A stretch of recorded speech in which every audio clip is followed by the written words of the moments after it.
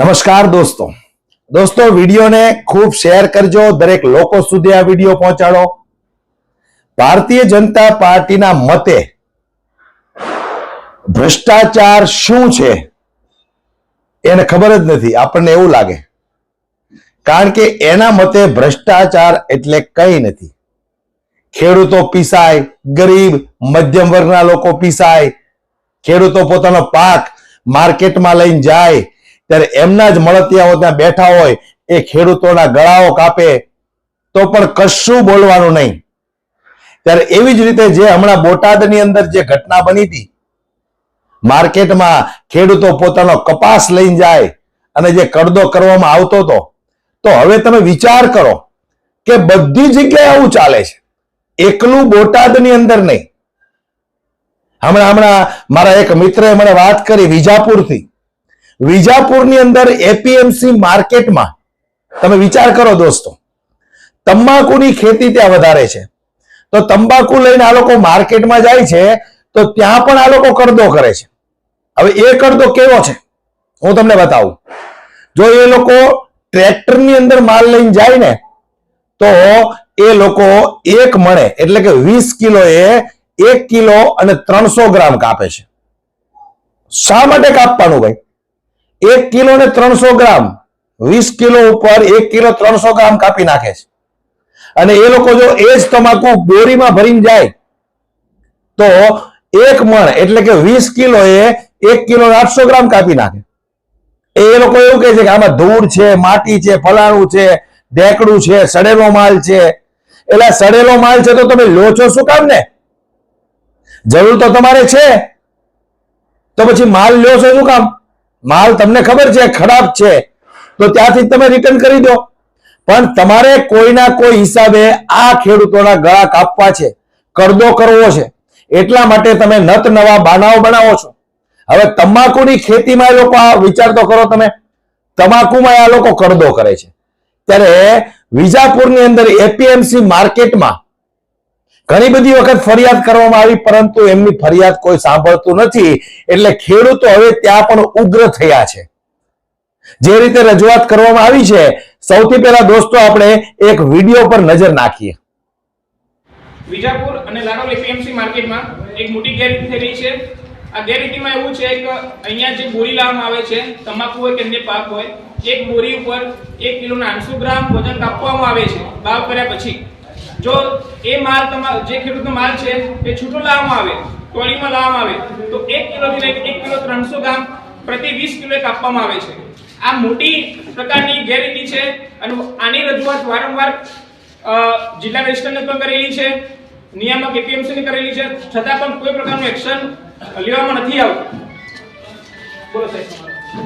હું ઠાકોર રમેશજી જીવાજી સુભાષરામ, અમને જે ભાવ છે 1600 થી લઈ અને 1700 સુધી ક્લોઝ કરવામાં આવે છે અને મીડિયામાં બતાવવામાં આવે છે કે 2300, 2400, 2500 આવા ભાવ પડે છે। મારું ગામ ઉંધાઈ, તાલુકો વડનગર। અમે લાડોલ અને વિજાપુર માર્કેટ યાર્ડમાં એપીએમસીમાં માલ વેચવા માટે આવેલા છીએ। અમારા બારદાનની કિંમત અમે 30 રૂપિયામાં ખરીદીએ છીએ, જ્યારે એ લોકો અમને 15 રૂપિયાના ભાવમાં આપે છે। વત્તા ગાળિયાનો ભાવ 1500 રૂપિયા ચાલે છે, કારણ તમાકુનો ભાવ 1650 થી 1700 આ લોકો સમેટી લે છે। એટલે આ લોકોની વેપારીઓની મિલીભગતના કારણે અમારા બધા ખેડૂતોનું નુકસાન થવા પામેલ છે। તો આ બાબતે તજવીજ કરવા વિનંતી છે। તો રાજ્ય સરકાર ગુજરાત સરકારને આપણે વિનંતી કરીએ કે આ વિજાપુર એપીએમસીમાં મોટી ગેરરીતિ છે, આ દરેક ખેડૂતોને નુકસાન થઈ રહ્યું છે અને કાયદેસર કાર્યવાહી હાથ ધરવામાં આવે અને ખેડૂતોને ન્યાય આપવામાં આવે। જય હિન્દ, જય ભારત।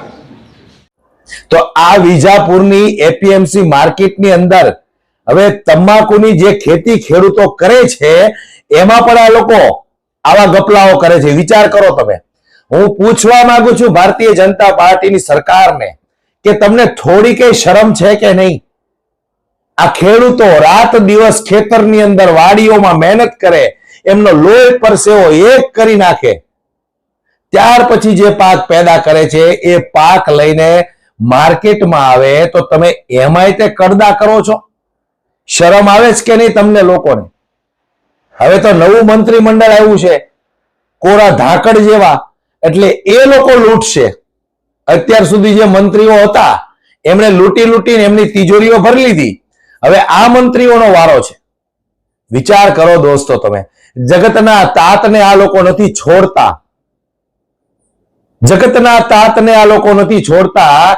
તો આ સામાન્ય માણસો, ગરીબ, મજબૂર, લાચાર, બેબસ લોકો સાથે આ શું ન કરે? એમના મતે ખાલી એક જ છે, અમીરોની સરકાર છે.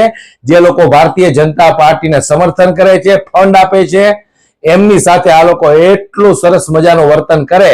અને ખેડૂતોને પોતાના હક માટે જો ધરણા પ્રદર્શન કરવા હોય, રેલીઓ કાઢવી હોય, તો તરત જ આ લોકો પોલીસને આગળ મોકલી અને એમની અટકાયત કરાવે છે અને જેલમાં નાખવાનો ડર બતાવે છે. ક્યાં સુધી દોસ્તો આપણે આ બધું સહન કરીશું? ખૂબ સહન કર્યું 30 વર્ષ સુધી, પણ હવે હદ થઈ છે. એટલે હું દરેક ગામના ખેડૂતોને કહેવા માંગુ છું કે જાગૃત બનો. 30 વર્ષ સુધી આ લોકો તમને લૂંટતા આવ્યા છે. હવે તમે જાગૃત નહીં બનો તો ક્યારે બનશો? આમ નામ તમારી જિંદગી વહી ગઈ. કમસે કમ તમારા બાળકોના સારા ભવિષ્ય બને એના માટે તો સારી ભણેલી ગણેલી સરકારને પસંદ કરો. આ એક કઈ નેતા કામનો નથી. તમારે બધા અભણ છાપ બેઠા છે. એટલે જનતાની વેદના શું છે, તકલીફ શું છે, એમને પીડા શું છે, આ એક કઈ લોકો સમજવાના નથી. એટલે જાગૃત દોસ્તો તમારે જ થવું પડશે. તો આ 2027 ની અંદર આ ભારતીય જનતા પાર્ટીને બતાવી દો કે ભાઈ ખૂબ ભ્રષ્ટાચાર કર્યો તમે, ખૂબ ભ્રષ્ટાચાર તમારા મળતિયાઓ પાસે કરાયો તમે, પણ હવે ખેડૂત થાક્યો છે. દોસ્તો, આ વિડીયો બાબતે તમારું શું કહેવું છે મને કોમેન્ટ બોક્સમાં કોમેન્ટ કરીને જરૂર જણાવજો. અને આ વિડીયોને વધુમાં વધુ શેર કરી દરેક લોકો સુધી પહોંચાડો. જય જવાન, જય કિસાન.